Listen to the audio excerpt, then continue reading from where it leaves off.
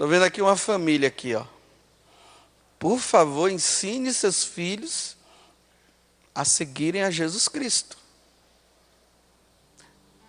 E não vão somente pela cura. E não vão somente pela resolução de algum problema. Porque eu estou dizendo, tem muita gente abandonando o cristianismo porque eles estão dizendo que eles não encontraram paz e não encontraram a solução para o problema deles. Eles encontraram a solução para o problema deles em outro lugar. Estejam atentos com esse negócio de oração do Pai Nosso, com essas questões de Ave Maria que são rezadas lá, com imagens. Vocês tomem cuidado. Porque o demônio sabe como fazer, viu? Ele engana. Ele sabe como pescar um cristão. Não, mas lá se rezava o Pai Nosso. É universal essa oração, né? Até os pagãos rezam. Não. Por que eu estou com Jesus Cristo? Porque Ele purificou os meus pecados. Com o sangue que Ele derramou na cruz. Mas Ele não faz nada na tua vida. Não, Ele já fez. Ele me redimiu. Ele me salvou. Com o sangue que Ele derramou na cruz. Mas você está cheio de dificuldade. É normal nesse mundo a dificuldade. Quem não tem? Você não tem não? Eu também tenho. Você não tem nenhuma dificuldade? Então se você não tem, vai ter. E não estou te amaldiçoando não, estou dizendo que é assim mesmo. Elas vêm, elas aparecem. Mas não é por causa da dificuldade que eu vou abandonar Jesus Cristo não. Porque Ele purificou os meus pecados. Ele me redimiu, Ele me salvou. Ele me resgatou. Eu estava perdido e fui achado por Ele. Fui encontrado por Ele. Eu estava me autodestruindo. Estava numa destruição. E Ele me tirou da destruição.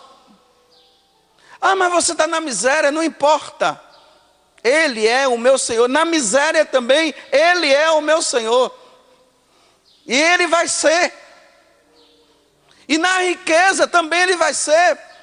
O que eu não posso é, ou na pobreza ou na riqueza, eu não posso abandonar aquele que purificou os meus pecados. Mas por que você está dizendo que Ele purificou os seus pecados? Baseado em quê? Na Sagrada Escritura. Mas isso aí foi criado pelos homens. Problema teu se você acredita. Para mim é inspiração de Deus. Se você acredita, se você acha que foi dos homens, não queira me obrigar, porque eu creio que isso aqui é inspiração de Deus. É de Deus. Aqui não é dos homens não, é de Deus sim. E dele eu não arredo o pé. Dele eu não me afasto. Ele é o meu Senhor sim. Vamos ver um outro conceito que tem aqui. Ele foi posto tanto acima dos anjos, quanto o nome que ele herdou supera o nome deles. Por que ele está falando aqui isso? Porque no tempo que essa carta foi escrita, as pessoas daquele tempo, eles acreditavam no poder dos anjos, que eram os anjos que faziam a mediação entre Deus e os homens. Quando eles tinham que conversar com Deus, tinham que passar pelos anjos, e os anjos, era aquela coisa toda. Aí ele está dizendo assim, olha, esse Jesus está acima dos anjos. Era uma superstição muito grande em relação aos anjos. Ele está acima dos anjos. Olha como é que ele termina dizendo assim, olha. Quando ele passou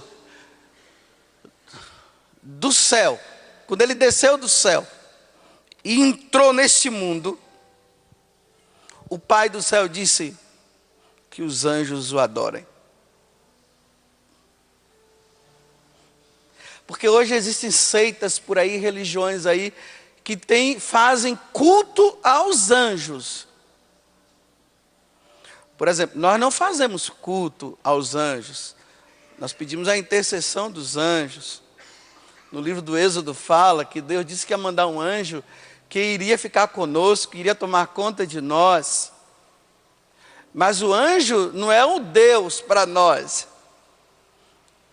O anjo nos protege porque Deus nos deu a ele essa ordem para nos proteger. Mas o anjo não é Deus. Os anjos nos levam para Deus. Se tiver algum anjo por aí que está tirando você de Deus, desconfie. Esse anjo aí não é católico não, viu? Ele não tem Jesus como Senhor, não. Mas a carta aos Hebreus está dizendo, que coisa belíssima. Até os anjos se prostram diante dele. Diante de quem? Daquele que nós seguimos. Até os anjos. Os anjos já adoravam lá. E ele estando aqui, os anjos descem para adorá-lo aqui também. Interessante, olha a pergunta que ele faz. A pergunta, olha. De fato, a qual dos anjos Deus disse alguma vez, tu és o meu filho e eu hoje te gerei? Aqui, se ele está falando dos anjos, você pode colocar qualquer Deus criado pelos homens que estão por aí, que tem por aí, que batem nas nossas portas. E que eu quero dizer, e que querem introduzir nas nossas escolas. Fazerem assim aquela salada de fruta. Você sabe o que é uma salada de fruta, né? Coloca um monte de fruta e bate. Querem fazer assim, tem um monte de deuses, um monte. Então coloca esses montes aí, você escolhe o que você quiser. Não é para escolher o que quiser. Já foi escolhido, é Jesus Cristo, não tem outros não pode ter outros. Não pode existir outros, somente esse. Porque a qual dos filhos Deus disse, tu és meu filho e eu hoje te gerei? Só Jesus que Deus falou. Ele não falou para outro não. Ontem nós celebramos o batismo de Jesus. Quem foi na missa viu lá que na hora que ele entrou na água, o Espírito Santo desceu, e o que foi que, em forma de pomba, e ouviu-se uma voz do céu que dizia o quê? Este é o meu filho amado. Nele eu coloco todo o meu amor, toda a minha complacência, é nele que eu coloco. Então se o Pai coloca em Jesus Cristo todo esse amor, nós também precisamos colocar em Jesus todo esse amor também. Porque nós somos seguidores dele e nós não podemos ir atrás de conceitos e ideias filosóficas que vão surgindo dia após dia. Mas como será que um cristão deve se comportar numa escola ou numa faculdade aonde os conceitos estão sendo mudados e estão querendo tirar Jesus de nós? Fique assim como vocês estão aqui, ó. Eles vão dizendo lá e falando que Jesus não é Deus coisa nenhuma, que ele não é filho de Deus. E os cristãos ficam assim, ó, como vocês estão aí. E dentro vai dizendo, não, eu não creio, isso é mentira. Não precisa ficar levantando bandeira nas faculdades, não. Na sala de aula, não precisa não. Não briga com o professor não, porque só vai dar problema. Fica quietinho.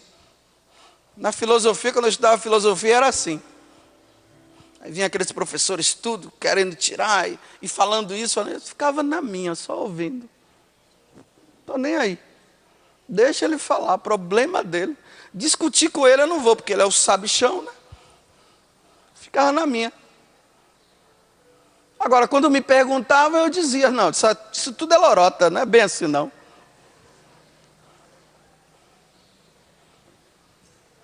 Precisa não, vai. Agora, o que não pode é você se deixar levar pelos conceitos de dizerem que Jesus não é o Filho de Deus, que tudo é história de carochinha, que é conversa de padre, que é negócio de igreja. Seus bobos, cadê o seu Deus? Onde é que ele está? Por que ele não faz nada? Só não pode se deixar levar. Então o que é que faz? Você está na faculdade, nas escolas, vocês aprendem errado. Aí quando vocês chegam em casa, pega a Sagrada Escritura e leia. Porque você precisa contrapor a ideia de lá com o que a Bíblia diz. Aí você tem que preencher a sua mente e o seu coração com a palavra de Deus, com o catecismo da igreja, com o livro de vida dos santos. Porque é preciso encher. Porque se está esvaziando, você precisa encher de novo. Se lá tiram, se seus amigos tiram, você tem que voltar quando chegar em casa. Aí pega, lê, aí vai para a igreja, vai para o grupo de oração, vai na missa, ouve a palavra de Deus, se alimenta com a palavra. Depois você comunga, recebe Jesus e volta para o combate. Vai combater de novo. Porque é até terminar o curso. Vai ser assim. Mas se lá falam, diz o contrário, e você não se abastece em casa, não se abastece na comunhão, na igreja, porque igreja vem do latim eclesia, que quer dizer assembleia, reunião. Se você não se abastece na reunião, porque a tendência, sabe qual é? Quanto mais nós ouvimos os conceitos que vão contra a doutrina da igreja e contra os ensinamentos da igreja, sabe o que é que a gente faz? Em vez de nós abastecermos, não, nós vamos tirando. Se eles dizem assim, a Bíblia não serve, aí você para de ler a Bíblia. Se eles dizem, a missa é conversa fiada, aí você para de ir à missa. Claro, ele está te tirando, vai tirando. Com pouco dia você está tão vazio e está tão cheio de conceitos humanos. Aí você já não crê mais em Jesus Cristo. Vou terminar. Vou falar de novo para vocês aqui, ó. Não espera elas ficarem grandes não, viu? O que vocês sabem, ensine as suas filhas agora. Porque elas não vão ficar numa redoma, não. Vocês estão pensando que seus filhos vão ficar numa redoma? Não vai ficar, não. Eu tenho falado muito isso para os casais. Os que têm filhos. Deem agora. Aqui, essa pequenininha aqui, dê para ela agora. Não espera crescer, não. Se vocês vão à missa todos os dias, levem eles. Vai esperar crescer para levar? Aí quando você for crescer, você vai ver, vai dobrar dobrado o joelho no chão. Deem agora. Eles precisam aprender, é agora, é hoje. O que vocês aprendem hoje, vocês precisam passar para os seus filhos hoje. Não deixe para amanhã, porque eles estão aprendendo nas internet. Eles estão aprendendo com os colegas. E me desculpa, eles já estão aprendendo nas escolas também. E o que eles aprendem na escola, quando eles voltam, aí vocês vão ver. Vai rezar terço com ele para ver se vão querer. Porque estão aprendendo errado. Mas precisam aprender certo. E os meninos têm que vir para casa e dizer, mamãe, lá falaram isso, mamãe. E você, mamãe, e você, papai, tem que dizer, meu filho, não é assim não, é assim. Precisa-se ter conceitos claros. Por isso que hoje os cristãos precisam ter o catecismo da igreja na mão. Precisa ter a Bíblia na mão e precisa estar escutando o que o Bento XVI está falando, senão nós vamos nos perder. E vamos nos perder muito fácil. Nós vamos abandonar. Porque se você fica reduzindo a sua vida com Deus a cura e libertação, eu repito, quando chegar o momento em que Deus não curar, você vai abandonar. E é preciso ter conceitos claros em relação ao nosso Senhor Jesus Cristo. Ele é o Filho de Deus e até os anjos o adoram. E tudo foi criado pela força da sua palavra. Tudo, inclusive você.